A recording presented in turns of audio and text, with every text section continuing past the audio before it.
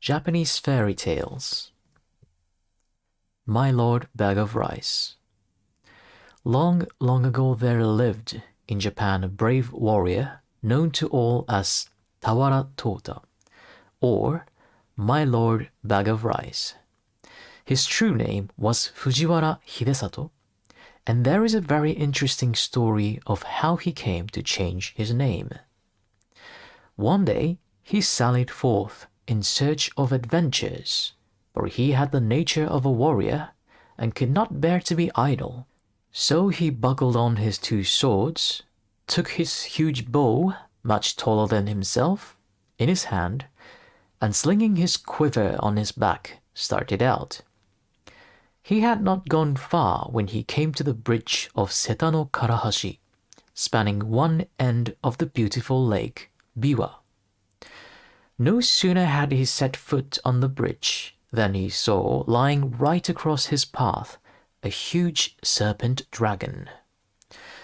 Its body was so big that it looked like the trunk of a large pine tree, and it took up the whole width of the bridge. One of its huge claws rested on the parapet of one side of the bridge, while its tail lay right against the other. The monster seemed to be asleep, and as it breathed, fire and smoke came out of its nostrils. At first, Hidesato could not help feeling alarmed at the sight of this horrible reptile lying in his path, for he must either turn back or walk right over its body. He was a brave man, however, and putting aside all fear, went forward dauntlessly. Crunch, crunch. He stepped now on the dragon's body, now between its coils, and without even one glance backward, he went on his way. He had only gone a few steps when he heard someone calling him from behind. On turning back, he was much surprised to see that the monster dragon had entirely disappeared, and in its place was a strange-looking man, who was bowing most ceremoniously to the ground. His red hair streamed over his shoulders and was surmounted by a crown in the shape of a dragon's head, and his sea-green dress was patterned with shells. Hidesato knew at once that this was no ordinary mortal, and he wondered much at the strange occurrence. Where had the dragon gone in such a short space of time? Or had it transformed itself into this man? And what did the whole thing mean? While these thoughts passed through his mind, he had come up to the man on the bridge and now addressed him. "Was it you that called me just now?" "Yes, it was I," answered the man. "I have an earnest request to make to you. Do you think you can grant it to me?" "If it is in my power to do so, I will," answered Hidesato. "But first, tell me who you are." "I am the Dragon King of the lake, and my home is in these waters just under this bridge." "And what is it you have to ask of me?" said Hidesato. "I want you to kill my mortal enemy, the centipede, who lives on the mountain beyond." And the Dragon King pointed to a high peak on the opposite shore of the lake. "I have lived now for many years in this lake, and I have a large family of children and grandchildren. For some time past, we have lived in terror, for a monster centipede has discovered our home, and night after night it comes and carries off one of my family. I am powerless to save them. If it goes on much longer like this, not only shall I lose all my children, but I myself must fall a victim to the monster. I am therefore very unhappy, and in my extremity, I determined to ask the help of a human being.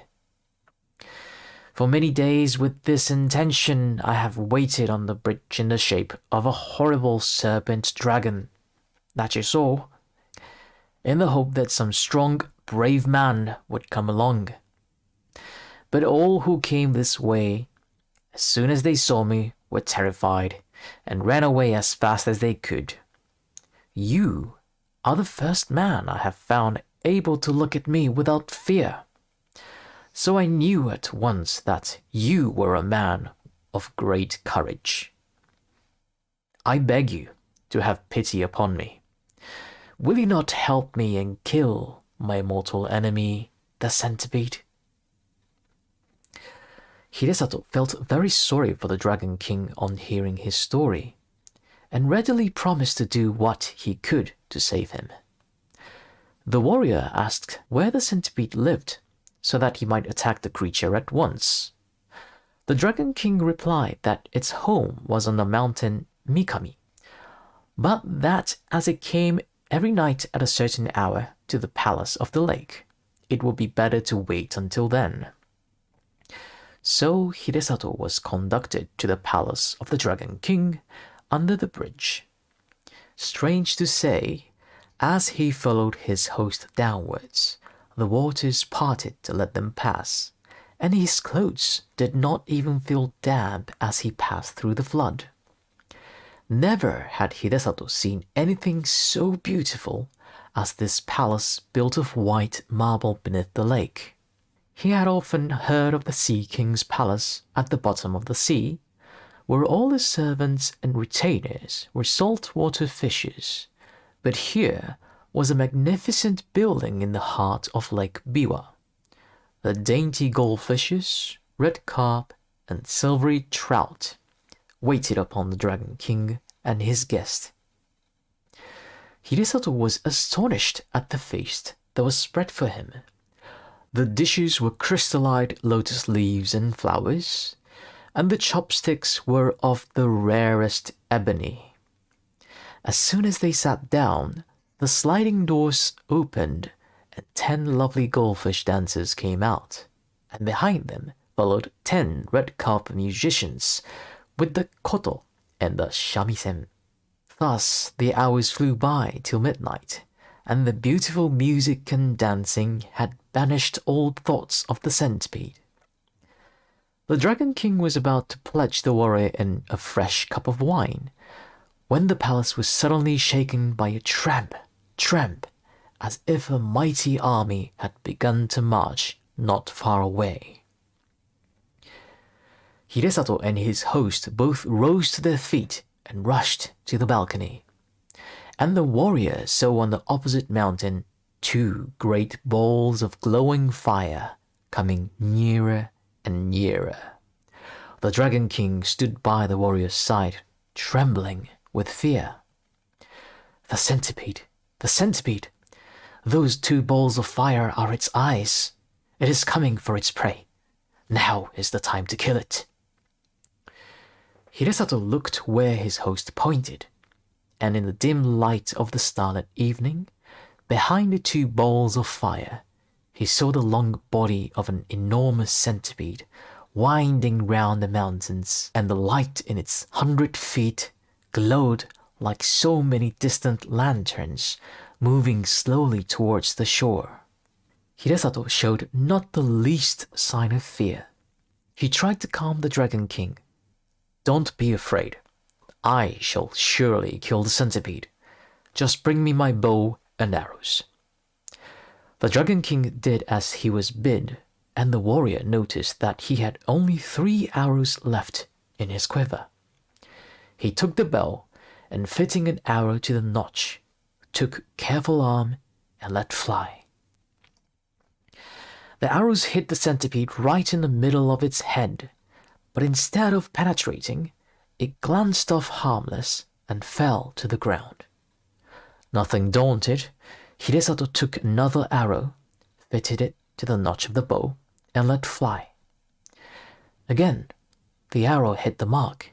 It struck the centipede right in the middle of its head, only to glance off and fall to the ground.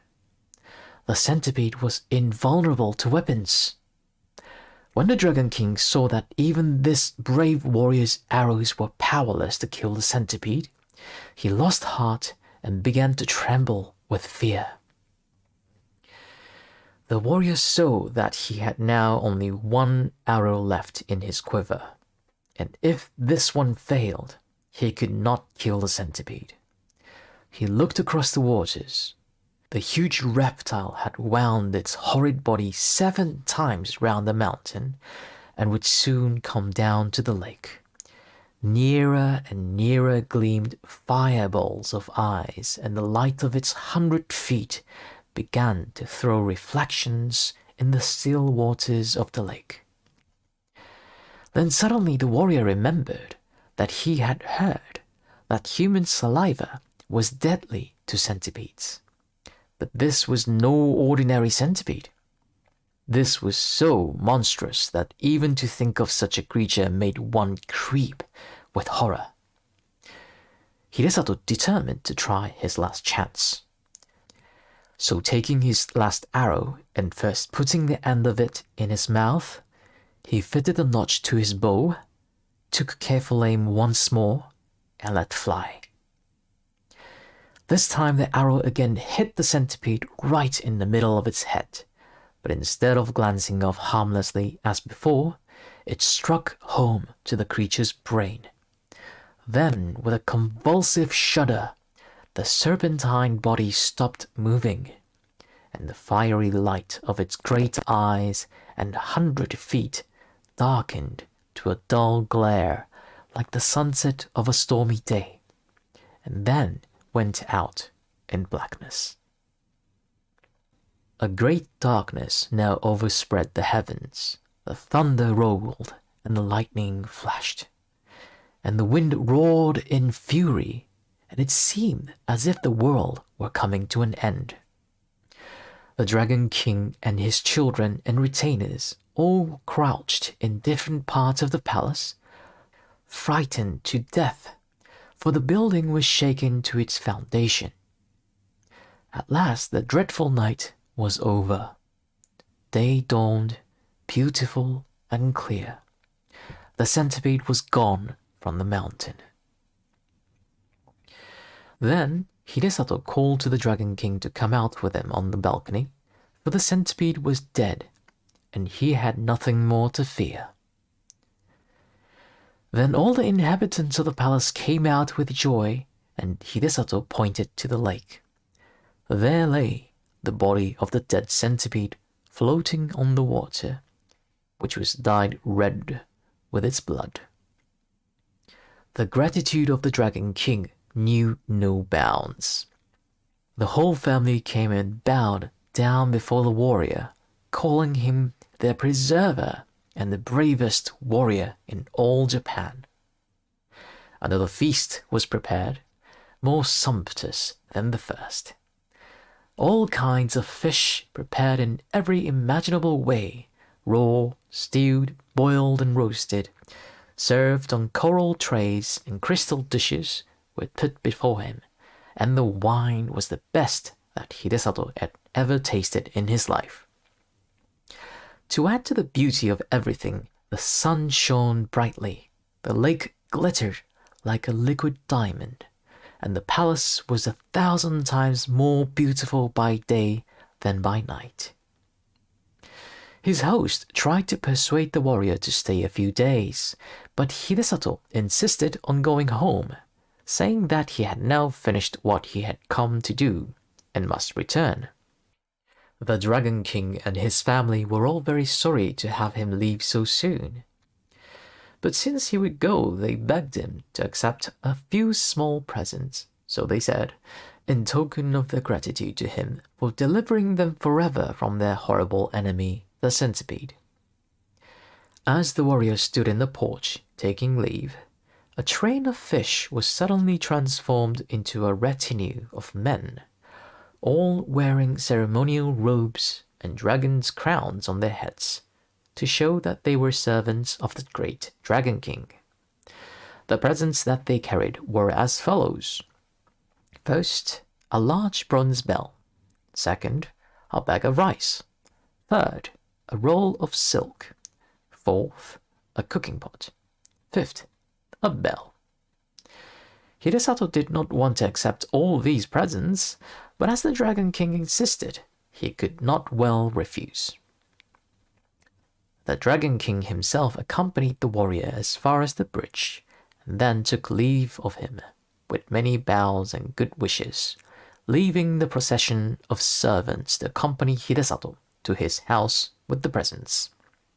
The warrior's household and servants had been very much concerned when they found that he did not return the night before, but they finally concluded that he had been kept by the violent storm and had taken shelter somewhere.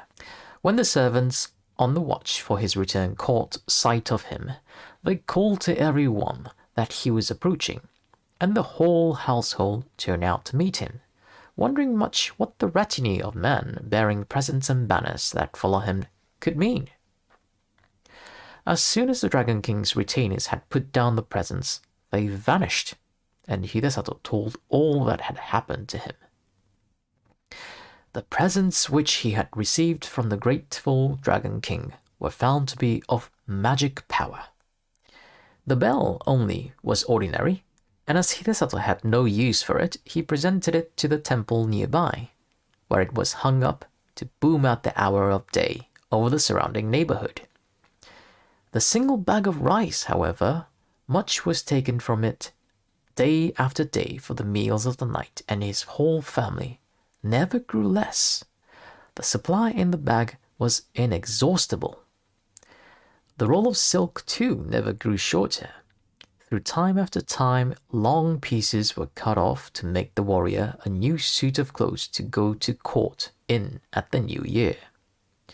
The cooking pot was wonderful, too. No matter what was put into it, it cooked deliciously whatever was wanted without any firing. Truly, a very economical saucepan. The fame of Hidesato's fortune spread far and wide, and as there was no need for him to spend money on rice or silk or firing, he became very rich and prosperous, and was henceforth known as My Lord Bag of Rice.